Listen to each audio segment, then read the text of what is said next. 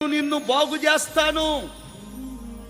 బలహీనతలు బాగు చేసే దేవుడు, సమస్యల నుండి కుటుంబాన్ని బాగు చేసే దేవుడు, పరిస్థితుల నుండి బాగు చేసే దేవుడు, హృదయమును బాగు చేసే దేవుడు, కుటుంబాన్ని బాగు చేసే దేవుడు, సంబంధ బాంధవ్యాలను బాగు చేసే దేవుడు, పరిస్థితులన్నిటిని కూడా బాగు చేసే దేవుడు.